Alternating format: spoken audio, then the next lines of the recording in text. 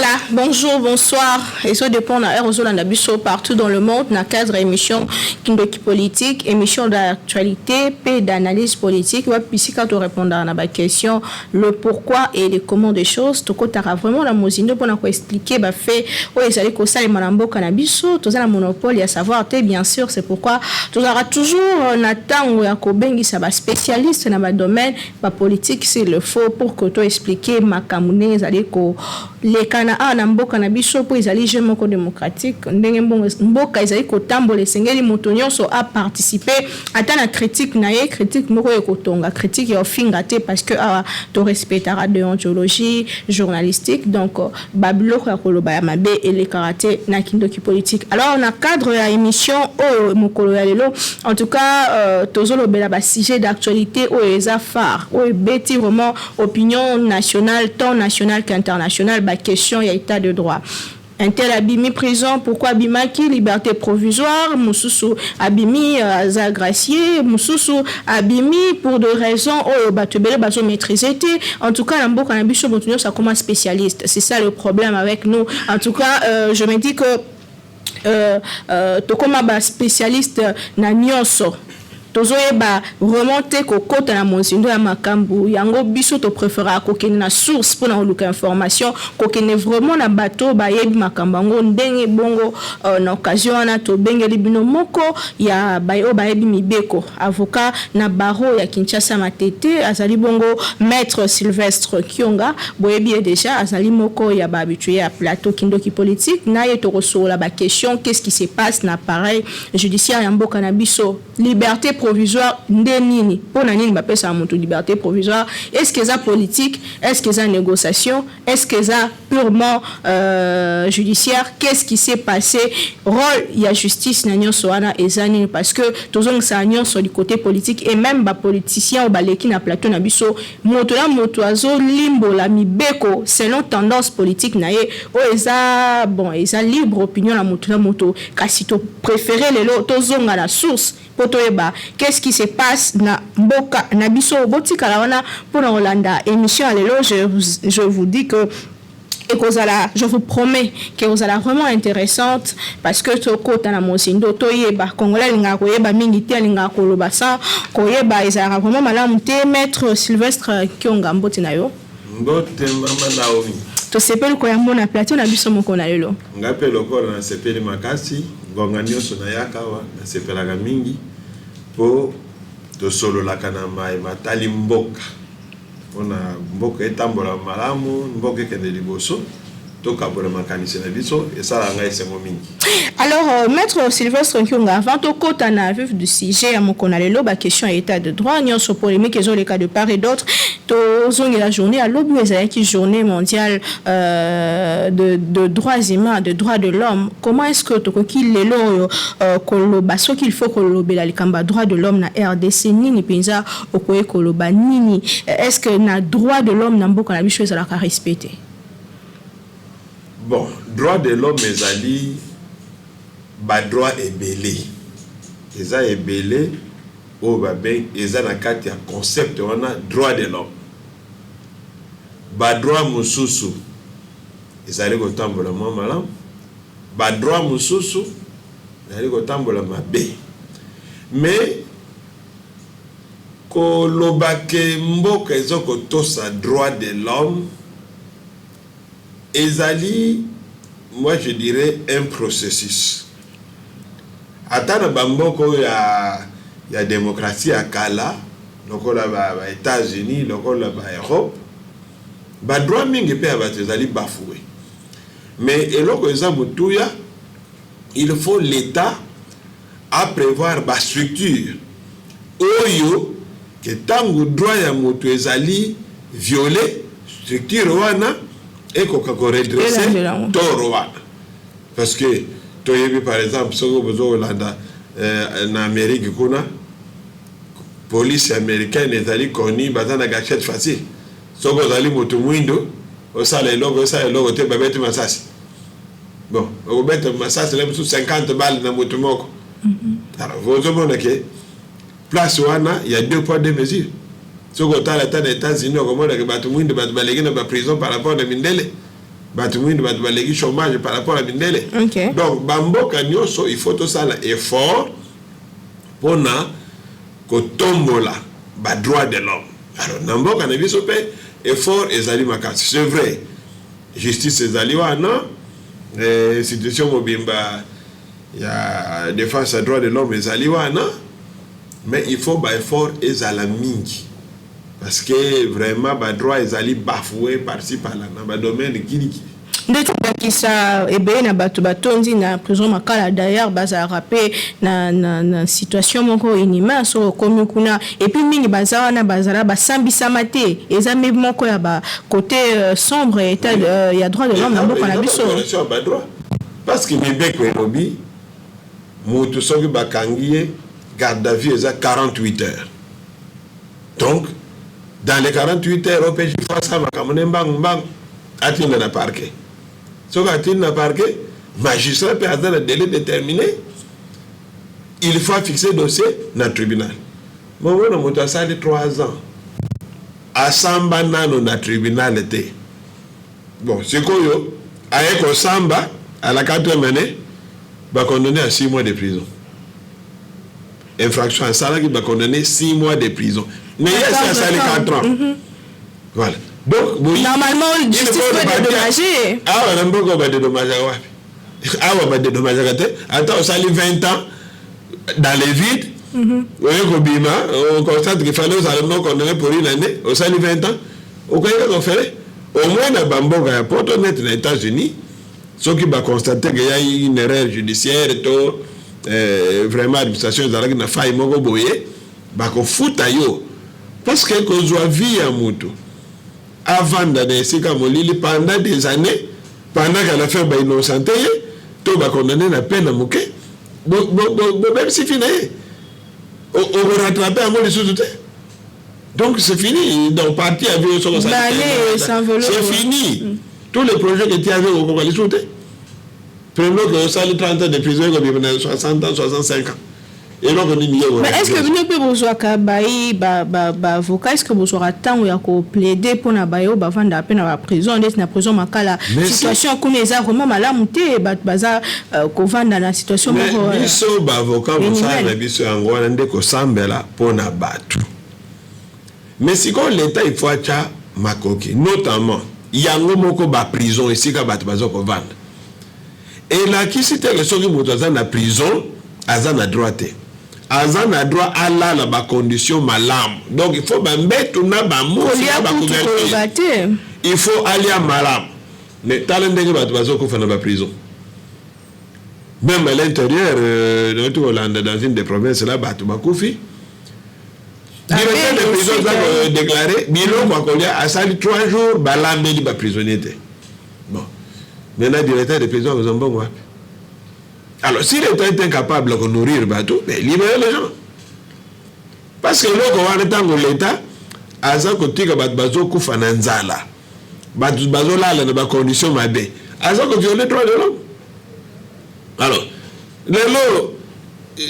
l'état de droit et comme le col a nzembo slogan état de droit justement état de droit moi il y a le baga toujours que confusion batu baza ko tchana mitu baza ko kanisa soki bakangi mukonzi état de droit et bandé non ça n'a rien à voir parce que j'ai toujours dit depuis 1960 bakanga kaka bakonzi mais non baza pas ministre bakanga été bakanga kali bakamita baza bakonzi mulele baza ba ministre donc kokanga bakonzi ezali innovation te ezali kambu ya sika te parce que batumi bazo kanisa depuis qu'on avait arrêté l'ancien directeur du cabinet président Félix état de droit non mais ba ministre bakanga to la état de droit la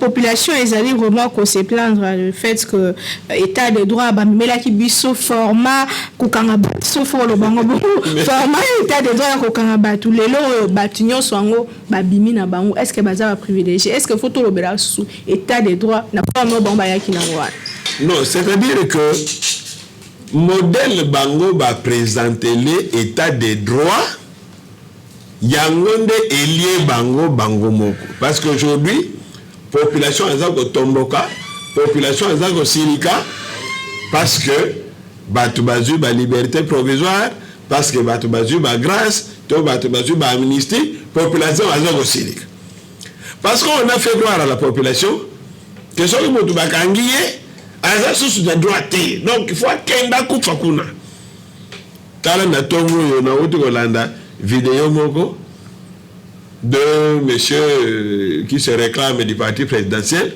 à Salaga tango bakanga Vital Kamerhe mais non il faut kenda koko bimete akufela kuna yo zali exemple état de droit koko bimete.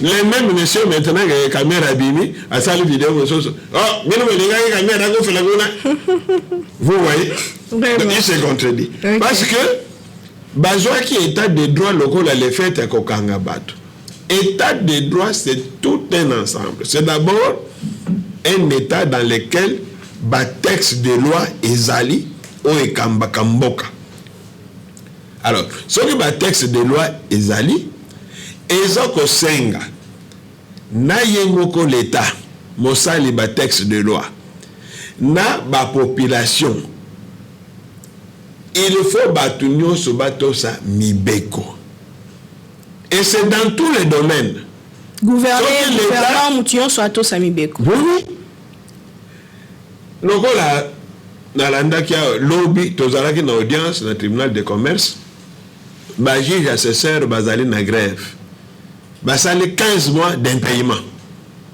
Oh là là.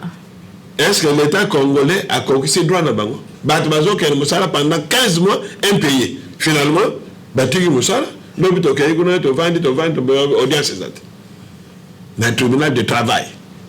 Baboy na bango, ba juge assesseur ou ba tribunal de travail, baboy 15 mois ba fouta maté. Donc ça va on problème n'est bon ba kimsusu donc c'est grave. Maintenant tant que l'état de droit c'est-à-dire l'état faut que ça makoki ya population afuta batu afuta bango pe malamu attends atonga ba école batu batanga a créer ba emploi batu bazwa misala abongisa ba condition ya ba soins médicaux ya batu abongisa sécurité ya batu nde yango wana babenga kaita de droit. Mais la carte on appelle lutte contre la corruption ezali oui mais notamment ko kanga ba maibi à l'état kozongi sambongo à l'état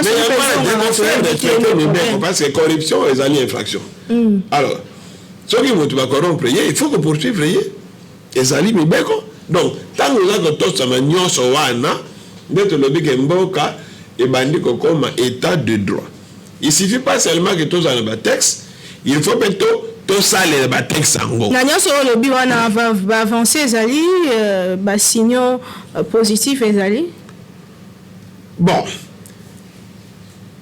je ne sais pas trop dire s'il y a des signaux quoi mais ce que je peux dire il y a une volonté il y a une volonté politique de bien faire il y a une volonté politique mais tozali na batar moko na mboko oyo tellement corruption est quotidien na misisa tina mikuwa la corruption est banalisée donc bazo bele soute corruption ni na ngoza corruption de tant ngozo tamula na motuka sali mo infraction mo soldat a 5 bon pesa 500 nous a corruption il y a corruption parce que ce n'est pas mbota likaso to benga mbota likaso on est corruption les infractions mais oui parce que ce qui foutu et loko basengi loko la taxe to amende à l'état et kokota na caisse à l'état na dégérade loko habitué au gendo futa na compte à l'état na dégérade maintenant on pesi mutu na maboko a tien na poko ka me la bière what is that important is that taxe donc ils ont corruption ouais c'est congolais. C'est-à-dire que vie na biso c'est comme corruption est comme normal. Quand ce qu'on a un service à l'État pour un service songolo pakala. Ce qu'on peut si moi encouragement te bukade no vendre. Oh c'est normal te. Baba ngango lunette, faut m'tatanga, faut c'est moi quelque chose. Oh, Maya Biki. Mais ce n'est pas l'administré, toi justiciable, mais tu as agent à l'État Biki. Thomas Inaï. Mais donc, c'est tellement banalisé que c'est normal. Même comme on est normal. Comme on est normal. Alors, dans les vidéos, tu as longue ma caméra. Tu as très loin, chemin dans le Moulaï. Moulaï Makasi, maman. Moulaï Makasi. Mais vraiment, on est à la justice, il y a un beaucoup de mentalité à Congolais. Il y a d'abord gouvernement, c'est un problème social. Ok. Un problème de mentalité. Malheureusement, mentalité to komi nango na mboka soki nazui ebonga pakala ebonga songolo pona bonga na nonga moko na bongisa na libota na ngai. Ok. C'est la course effrénée à l'enrichissement. Alors, maintenant, bato yo bazali honnête, bazo sala malamu, l'État doit encourager bangote. A doit encourager bangote. Alors, tango batu baza honnête, baza komona que les malhonnêtes sont encouragés. Les malhonnêtes ne sont pas inquiétés. Alors, batu bote madame pe balemite. Ni me pona ni ngai ndati kala kaka semena comme kazoba. Surtout que même dans notre population, quand quelqu'un détourne babeteli maboko, baza elombe ana mobali. Au comme ministre Tongi banda kuté qui ozazoba. Tango bamoni un cadre ou travaille honnêtement, azo vivre dans mon salaire né wana. Tango azu retraite, to balongolier population comme ça gagner. Viens na za yuma. Azare de sika mbongo tala via comme na. Nous sommes et so tinda batu broche, donc ceux qui ont une poste naïba. Et puis lorsqu'on voit enrichissement sans cause, il y a des dirigeants. Au moment ministre Boye, à Salaki, Moto Passi, quand 2 mois, nommé ministre, à son minute, on a poto. À combien de filles 10 dans ma campagne. Alors, la population a mis tout le bateau, bakendeke, kosa la politique, poko bonge sa vie na biso, to ya bango moko. Et on besoin justifier passion et la jeunesse, non sur la politique, c'est presque tout le monde qui. Mais parce que c'est le seul domaine qui paye. Or, ce qui tous à la politique salariale et à malamu, on n'a pas besoin tous d'aller en politique. Faire quoi? Vous allez vous foutre à Munganga malam. Vous allez vous foutre à professeur d'université malam. Vous allez vous foutre à magistrat malam. Vous allez vous foutre à fonctionnaire de l'État malam. Infirmier malam. Mola qui si primaire, secondaire malam. Mais qu'on vivre n'a pas conditionné ici à Vadi. Mais tango, à ce moment là, mais mon niveau est au banda gotangi sanaye. Ben nommé ministre, mais le mot vient d'échanger. N'a le tir l'enseignement, souffrance de souffrance. C'est un côté peu ma sola. Place d'indé et ça m'a bien. Surtout que même qu'on nomme mandataire public parce qu'il y a un parti politique. Ah voilà. Donc si koyo et pesi idée na kati ya population que pour bonga il faut quota na politique. Nzokande on devait encourager Batu ba privilégier ba métier. Mout pas à la terre que l'ongai nazo ça la technique parce que avec ma technique na ko vivre nango. Ngai nazo ke nanga ko ça l'artisanat avec l'artisanat na ko vivre nango. Mais tout le monde a poto moi na kei akeko tanga agronomie. Asil siwana kaka na niveau à bac banque pèse mbongo à son mabelene abeno ko ça le bilan ngane. Ba pèse tracteur tout ça là une ferme moderne. Mais aujourd'hui, est-ce que les jeunes ne sont pas encouragés même à aller faire l'agronomie? Tala ma belle sur le pôle, on a plateau. Des prairies comme ça, vides, bateaux comme ça, bilanga, basalité. Parce qu'aujourd'hui, tu peux si bateau mécanicien, pour bon, sur quelle musique, bon rapide. Sur comme pasteur, Au bon rapide. Sauf comme politicien, au bon rapide. Les autres mettaient là. Maître Sylvestre Kunga, tu as évolué na émission na biso mokona lelo moto ozali moto ya mibeko le koki ko expliquer biso langage na du côté langage juridique récente libération récente libération des politiciens ouais ça les mis polémique de part et d'autre donc il est cas par cas parce que batebele même ba vidéo sur bana et tamboli que te aza partenaire na biso fala bimakaka donc zo l'axa que camoro politique ne bimisi mais sur le plan juridique c'est idiot parce que j'ai même entendu dans les vidéos le la bimi de regarder déjà est. Et puis, il y a comme premier ministre, Obama. Sur le plan juridique, liberté provisoire, topé, banzelagno sur salimi au cas par cas, tout non la liberté provisoire, est-ce que na cas de caméra procédure qui respecté?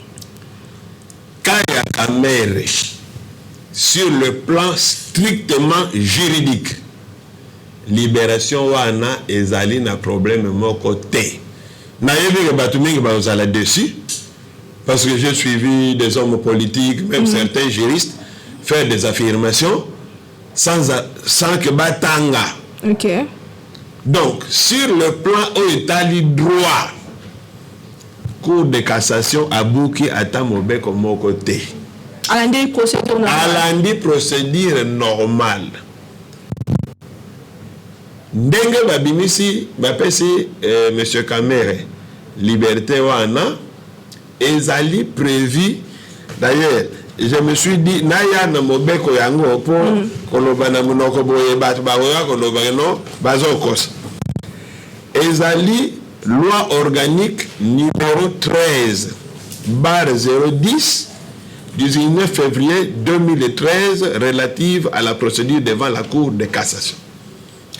Donc mobeko oyo epesi ndenge Cour de cassation esalela kato ekoki kosalela procédure ndenge ezalaka liboso ya cour wana ezali nyonso awa. Alors liberté ya Kamere euti wapi? Liberté ya Kamere euti na article 47 ya mobeko na tangi procédure devant la Cour de cassation, article 47 yangoyo erobi makambo ya libération. Soki toye awa na 5e alinéa na ngo barobini. Toutefois, toutefois, les condamnés qui se trouvent en état de détention préventive ou dont l'arrestation a été ordonnée par la juridiction d'appel ou par le ministère public pour cette juridiction peut introduire devant la Cour de cassation une requête de mise en liberté ou de mise en liberté provisoire avec ou sans cautionnement. Donc, sur le plan strictement juridique, Vital Kamere a condamné à premier degré 20 ans de prison. A sali appel, Cour d'appel a condamné 13 ans de prison, a diminué à Longoli 7 ans. Il y a ce pays na yangote a sali pourvoi en cassation devant la Cour de cassation. Mais la Cour de cassation na minute yo azali ko examiner est-ce que ba juge oyo ba condamné Kamere na niveau à Cour d'appel oyo ba pesi 13 ans de prison, est-ce ba buka ki mi de côté, est-ce que ba viola ki loité? Bon, mais pendant que la Cour azali ko examiner ce qui arewana à Cour d'appel ezali régulier to violé mibeko ya mboka, mibeko epesi possibilité na moto bakangi soit en détention préventive, soit azali déjà condamné, mibeko epesi possibilité pouvoir yako senga devant la Cour de cassation va payer liberté provisoire. Liberté provisoire, on a expliqué les bisongo. Liberté provisoire, on va payer de Kamere. Et zali nanunini. Oui, est-ce que liberté wana et longoli condamnation à 13 ans de prison? Non. Et longoli condamnation T. Vital Kamerhe est toujours condamné. Ndengazali wana. OK. Casier judiciaire naye eza déjà noir ndengazali wana. Sikoyo azali kozela Cour de cassation. Ta va rendre oyaye arrêt. Cour a koki ko rejeter pourvoi naye pour dire que ba raison yo sengeli to buka. Décision et condamnaki yo ba raison na yo to ndimi yango te. Donc to bwakisi pourvoi na yo. En ce moment-là, arrêt wane condamnaki na 13 ans est commis définitif. Alors il faut à exécuter peine naye. Ce qui cour a monique azali na raison. Ba juge wana bakata kama be. Cour a cassé. Bare wana buki. OK.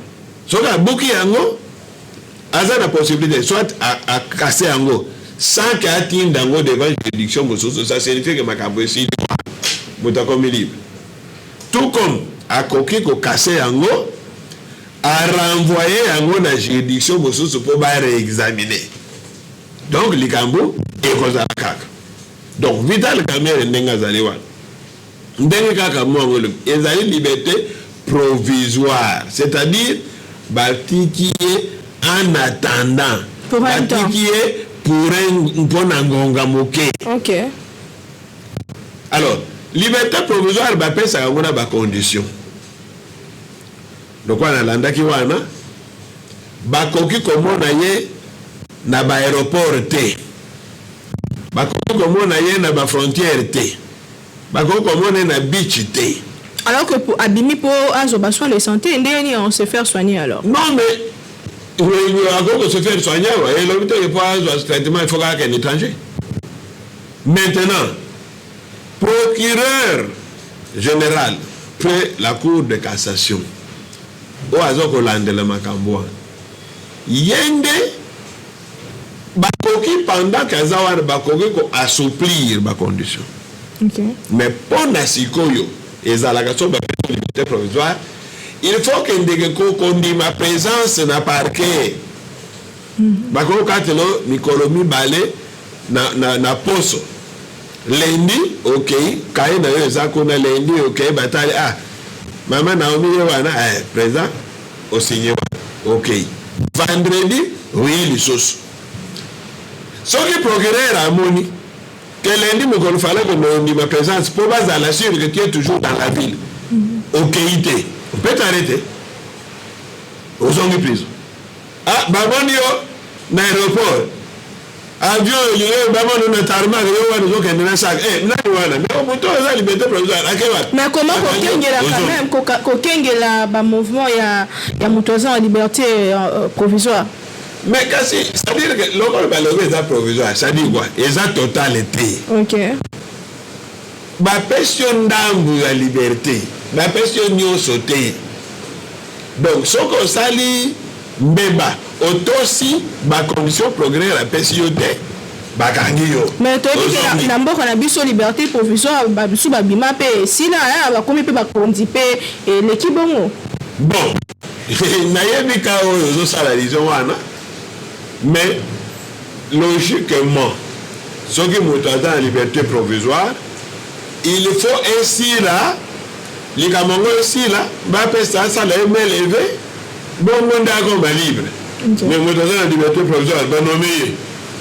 Bon, ce qui l'ont dit, liberté encore parce que pas dans la liberté provisoire, aux a des conditions de pension. Bon, il y a comme Premier ministre. Aux autres voyageurs n'importe où, comme un aéroport. Je n'ai aucun déguini. Donc, à moins que, bah, souffrir, ma condition, tout bas, et comme la liberté tout court. Mais si c'est toujours une liberté provisoire, bah, on peut sur ma responsabilité. Parce qu'il y a une interdiction comme dans la frontière.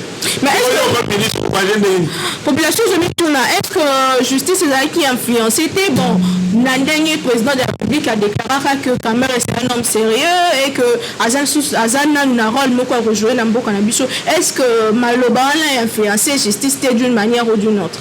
Bon, ndenge nalobi awa napesi mibeko ndenge mibeko esengi libération ezali normale mais puisque toza na domaine politique et que les hommes politiques ndenge babengaka bango ce sont des animaux politiques makambo na bango ezalaka na hasard te ezalaka bacalcul.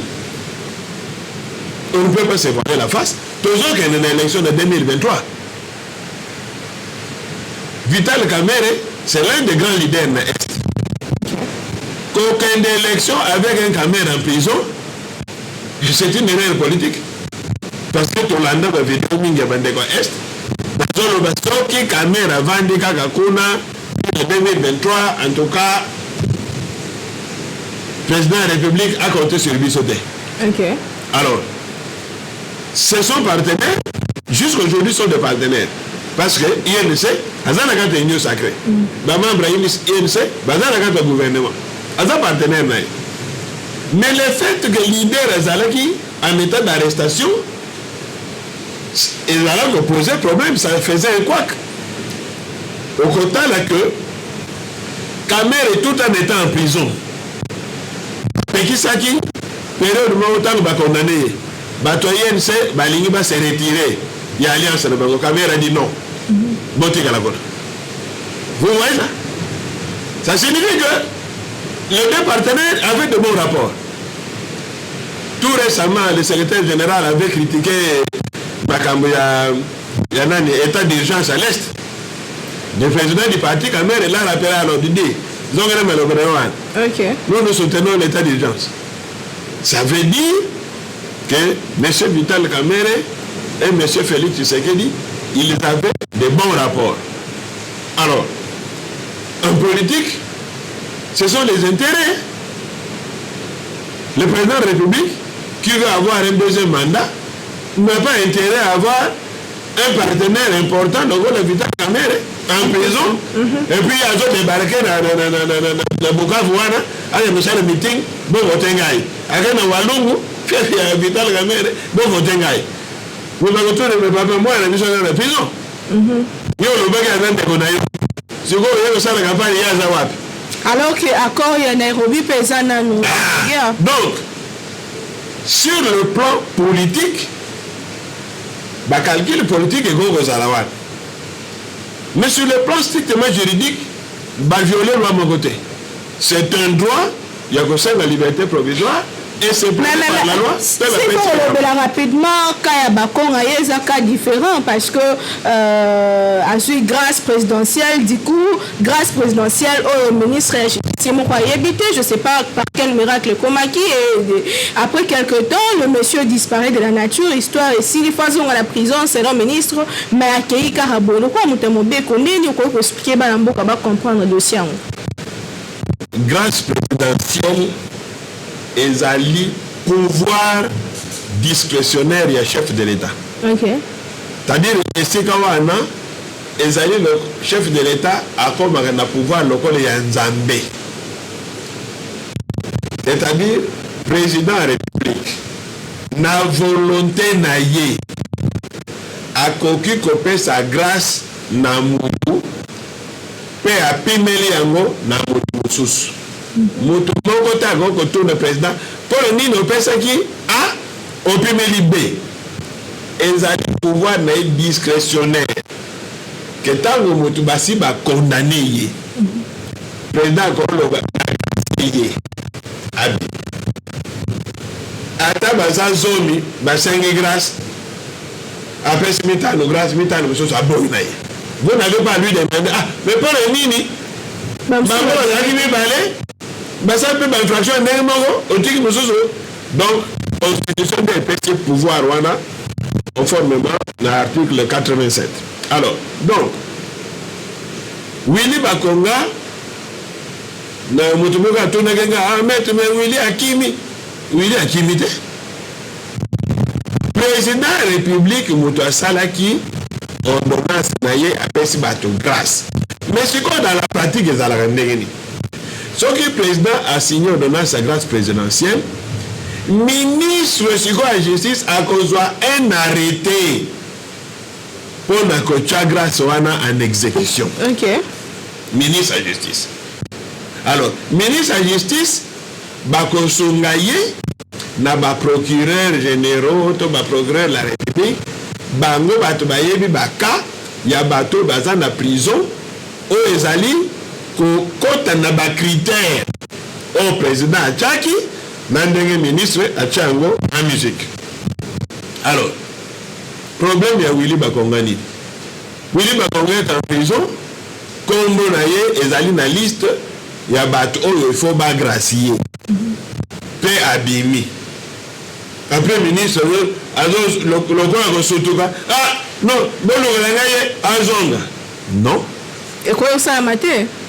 Ezali anormal. OK. Ponani. Ministre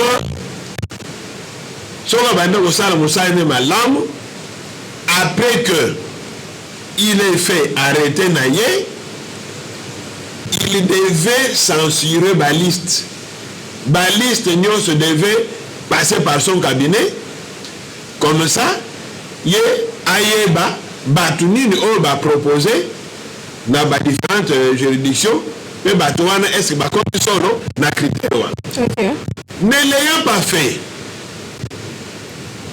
Willy Bakonga, quel est le problème de Willy Bakonga? Donc grâce PPC. Parce que la grâce c'est une faveur imméritée. C'est-à-dire, au salino et l'autre mogoté, au salino makasité, au salino tenzambe, à Pamboli au Kakaboy. Alors, il y a eu grâce naïe. Un voyage. Alors, tant que Bakanga qui est, c'est Bakanga qui est à Brazzaville. Il est parti pour la France, non? Oui. C'est quoi la grâce à Kénaïe? Non? Parce que grâce n'est pas ici. Alors, maintenant, ce qui ministre Azali ko estimé que erreur ezali. Erreur est imputable dans Willy Bakonga. Et il y a un principe ou même jurisprudence, il y a cour de cassation. La Cour suprême de justice. Balobi, erreur il y a administration. Et koki kozala, bakongo ko chango na mutu ya justiciable de tête administrateur. Erreur il y a administration et koki ko préjudicié et ko sala mabete na mutu o azali justiciable de ton administré. Donc ce qui c'est par erreur comme moi Willy Bakongo est contre la liste. Ce n'est pas à Willy Bakonga de payer non. C'est une erreur de l'administration. Il en a bénéficié. C'est son droit le plus légitime à accueillir. Le directeur de la prison, Isaïe, qui façon. Est-ce que le directeur de la prison est un cabaliste? Directeur de la prison. Il y a un cabaliste. Ton directeur de prison, même la cabaliste, non? T'as la bateau, battu grâce à lui, il exécute. Les procureurs généraux vont sanctionner Bangote. Vous sanctionner le directeur de prison et ça n'a pas de sens. Ça n'a pas de sens. Les erreurs dans l'appareil judiciaire, bon, qu'est-ce qui se passe au fond? Il y a un problème, il faut le battre des ordres parce que comme on a un ministre de la justice et comme ça, en même temps que Batunyo, sur les assemblances, les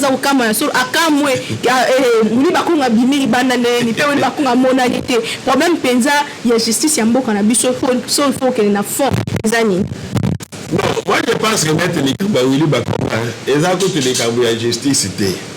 Ici, moi je pense que c'est les cambouis administration, le ministère de la justice, na ba bazali lokola ba collaborateur na yo lokola procureur généraux tout ça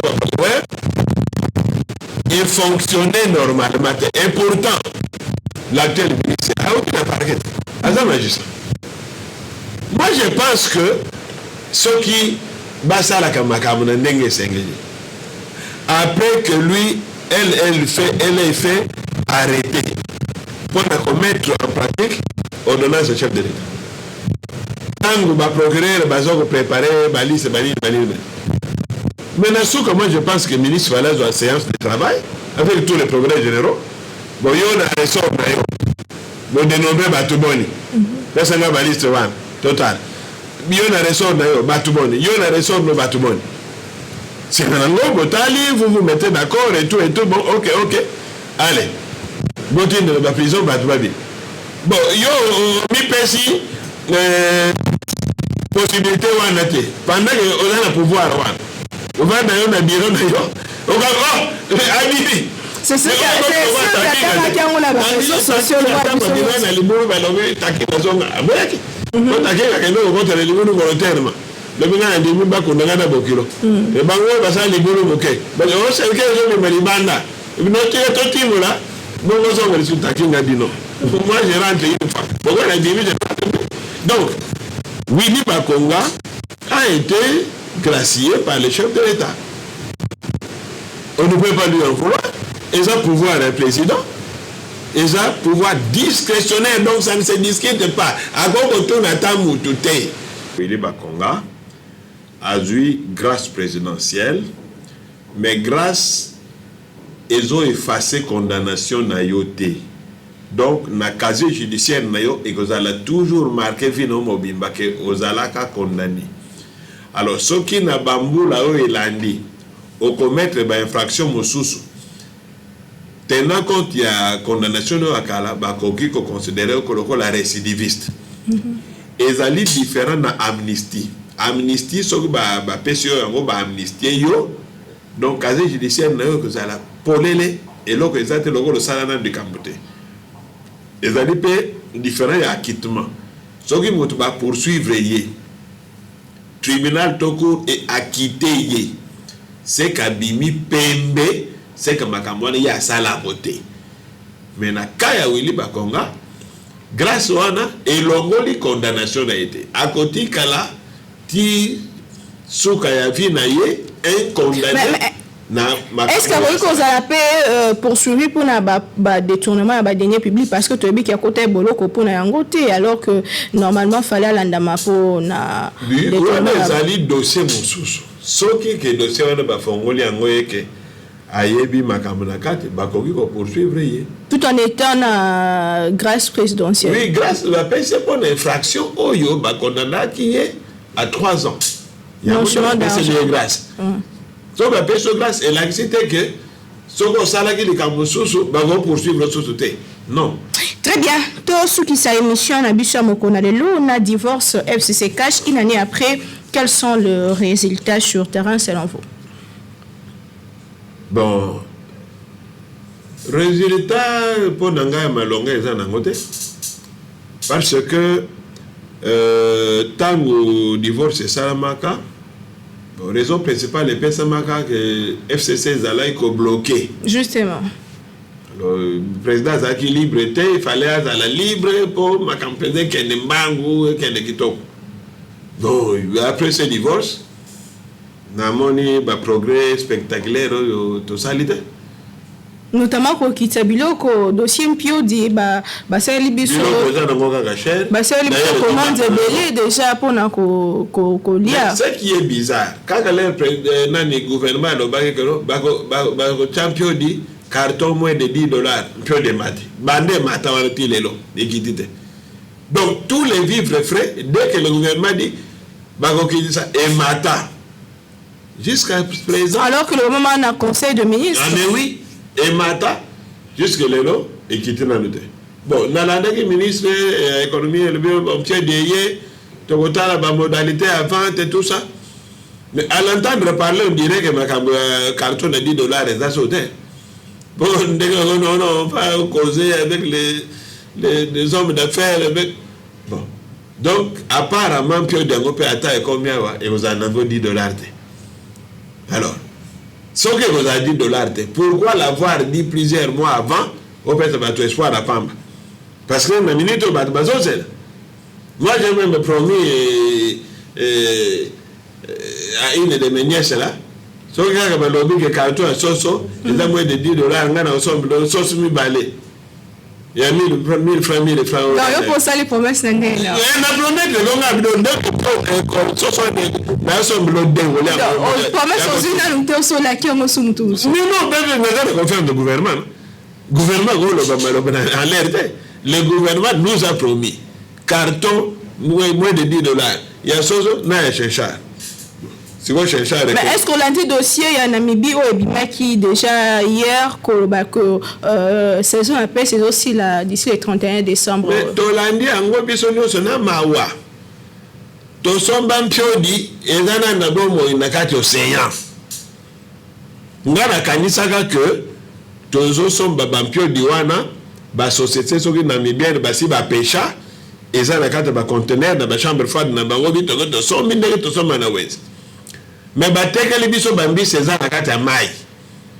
Biso moko to péché, c'est ça le problème. Alors biso to na baba tote.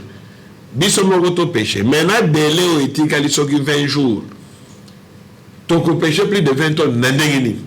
Et pour la Namibie soki to péché à moitié, bon le biso que 0. 2 millions de dollars.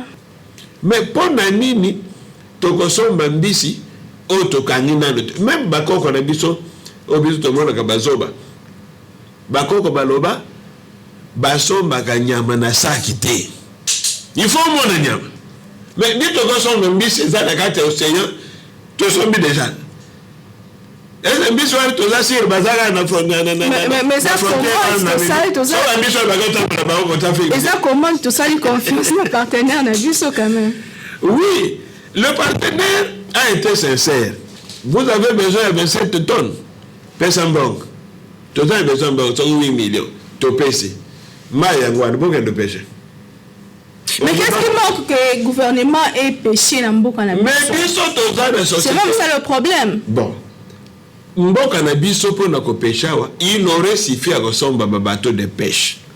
Nous avons des lacs poissonneux. Nous avons le fleuve. Tous appellent le littoral où il y a biso. Na Mwanda. Mais à l'époque du Zaïre, tous appellent la pêcherie maritime du Zaïre, bah nous benga Pemarza. Tous appellent le bateau na biso. Oh, tu m'as dit que pêcher biso na bief maritime na biso.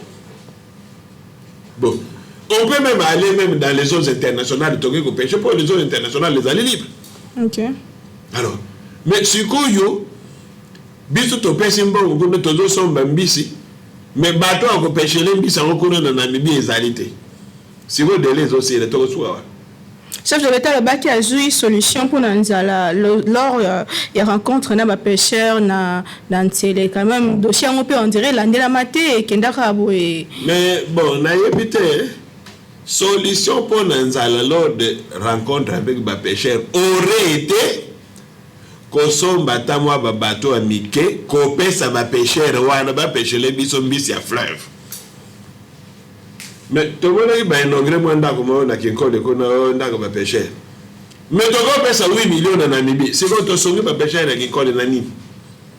C'est vraiment triste, émission ici, en tout cas, Bolandi Bisso partout dans le monde, maître Sylvestre Kyongambo, merci Ming, la présence nayo, Lilo Basuka na par rapport à l'émission na Bisso Mokona le les années. En tout cas, na sepeli mingi pour l'émission à Lelo. Donc pour nao Italie ndenge batu bazolo baloba makambo Italie droit. Pour les cambo à droit, Badouba Micham associé à Mitema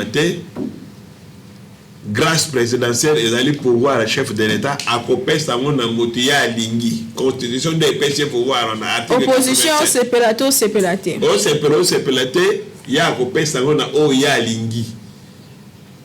On dit il a le droit de refuser à qui il le veut. Donc quand quelqu'un s'en va, c'est ça la grâce. Donc, wana moya ko discuter yango ezalité. Pour les kambo etali ndeko kamere ezali pe droit. Ya ko senga liberté ezali prévu na mibeko. Alors, soki to lobi ke tozo lingambo kana biso to comme état de droit, tondi magape ba appliquer droit. Et là so ba appliquer droit, de yo lingai kamera va na prison, lobi non c'est état de droit et ko finde na politicien. Bah tu vas celui qui est président de la République. Non. D'abord, les présidents c'est la Cour constitutionnelle et la Cour de cassation. Et la Cour de cassation a se basé sur Mibeko. Mobeko est en 2013, Félix Tem Tabimsam. Donc, c'est une loi qui existe où il y a des procédures, il y a Cour Rwanda. Alors, il ne faut pas appliquer un gopo, Makambo Zali et comment Manakati. Si on va appliquer loko, ata yo sepeli te yango wana te Ezami Beko, merci mingi. Tokomi na suka bande ko bolanda biso partout dans le monde des qui émission to éclairer opinion par rapport à Nini Zolobama na kati ya société parce que le mutunyo sa koma na mutami Beko akoma ko déclarer ko ça ba déclaration ko affirmer makambo sans reconnaître le fond to qui vraiment on a plaisir ya ko yamba moko ba spécialiste de droit poto yeba qu'est-ce qui s'est passé réellement. Président de la République n'a rien à voir dans tout ça, ce sont des questions de droit et tout ce qui s'est passé nyonso et salemaki malamu nyonso et salemi malamu pour comment la mboka peut-être caméra à se retrouver libanda rien de politique rien ya négociation topé bon on a bon né to landiango au cours ya émission na biso za kana pour na luka information na source pour travailler pour na bino to kuta très prochainement na émission mosusu avec toujours le même plaisir d'inviter à Sika pour nous faire la bino mosane to faire la bino ticket nzambi abenisa mabele bakoko na biso République démocratique du Congo. Bye.